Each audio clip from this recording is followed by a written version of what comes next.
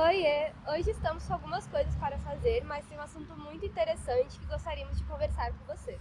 Até porque quem nunca ouviu, seca esse cabelo senão vai pegar gripe, ou não ande descalço porque senão vai ficar doente. E essas ideias são passadas de geração em geração sem serem muito questionadas. Mas peraí, será que isso é verdade? O sistema imune é um sistema de defesa do nosso corpo, e ele trabalha o tempo inteiro tentando proteger o organismo de agentes que podem causar doenças. Esses agentes podem ser fungos, bactérias e outros micro-organismos, que vão entrar em contato com o nosso corpo através de diferentes formas, como alimentação, respiração ou contato direto com superfícies contaminadas. Quando isso acontece, o sistema imune reconhece que tem algo de errado no nosso organismo e ativa mecanismos de defesa que tentam impedir que essa infecção se desenvolva. O nosso corpo não se defende de uma única maneira só. Ele possui diferentes linhas de defesa. A primeira é a imunidade inata, ou seja, ela não precisa de um contato prévio com o patógeno para atuar. Ela é mais rápida porque ela atua como uma proteção inicial. Ela evita que o patógeno ou micro-organismo se espalhe pelo corpo. E ela inclui barreiras físicas e químicas, como a pele, a saliva e o muco. E elas dificultam a entrada e a sobrevivência dos micro-organismos. Além dessas barreiras físicas e químicas, nosso corpo possui células de defesa, que atuam tentando investigar essa infecção. Essa imunidade ela é mais rápida, porém inespecífica, ou seja, ela atua da mesma maneira para diferentes alvos. Bom, e algumas dessas células conseguem perceber quando existe um invasor no nosso corpo, que é quando o micro-organismo não faz parte do nosso próprio organismo. E esse reconhecimento é de extrema importância porque eles ajudam a ativação das células do sistema imune. Assim, avisando que existe um invasor e recrutando resposta contra esse próprio invasor. E se essa primeira resposta não for suficiente, existe ainda a imunidade adaptativa. Ela é mais específica porque ela consegue reconhecer as características do próprio micro-organismo e produzir anticorpos voltados para ele. E esses anticorpos conseguem reconhecer partes específicas do invasor. Além disso, a imunidade adaptativa gera memória imunológica. Isso significa que, se o organismo encontrar o mesmo agente novamente, a resposta será mais rápida e eficiente, muitas vezes impedindo o desenvolvimento da doença ou até reduzindo seus sintomas. Mas para entender como tudo isso funciona, a gente precisa entender como o vírus funciona. Agora que entendemos como o sistema imunológico funciona, precisamos entender um dos principais causadores de infecção, os vírus.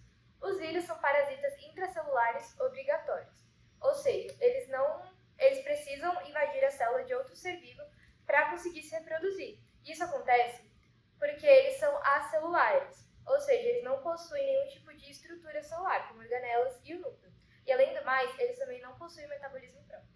Fora das células, esses vírus estão de forma inativa e são chamados de vírus.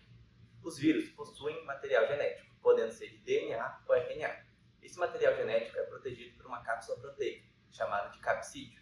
E o conjunto de material genético mais capsídeo é chamado de núcleo capsídeo e atua como centro de controle do vírus. Em alguns vírus, possuem um envelope lipoproteico, ou seja, de proteína e lipídios, e são chamados de vírus envelopados. Um conhecido é a influenza, que causa a gripe.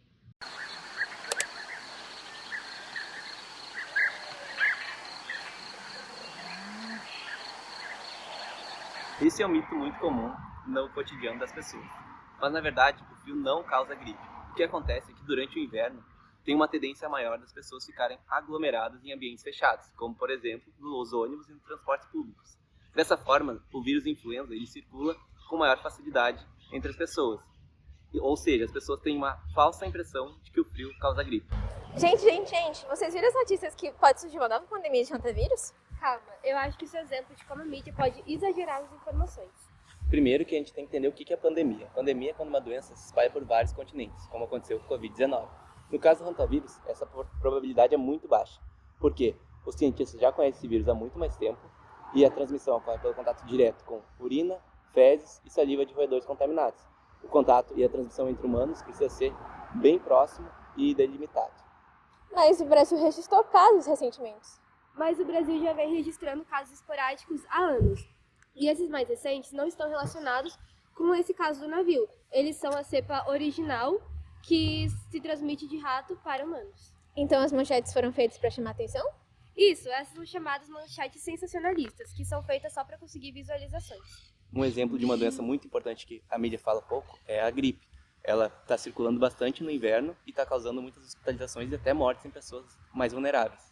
E é interessante a gente sempre atualizar a nossa vacina da gripe, porque ele é um vírus que sofre muita mutação, então todo ano ele está diferente. E é sempre bom a gente manter atualizado para sempre estar protegido da variante circulante do momento. Então, como as vacinas conseguem proteger nosso organismo? Uma das formas mais eficazes de prevenção é a vacinação. Ela funciona utilizando a capacidade do sistema imunológico de gerar memória. Assim, a primeira vez que o organismo entra em contato com agente infeccioso, o corpo consegue reconhecer aquele invasor, ativar células de defesa e produzir anticorpos específicos. E todo esse processo leva um tempo. As vacinas simulam esse primeiro contato de forma segura, apresentando ao organismo partes do vírus, versões enfraquecidas atenuadas ou até mesmo informações genéticas relacionadas a ele. Assim, o sistema imunológico consegue aprender a responder àquele invasor antes da infecção real acontecer.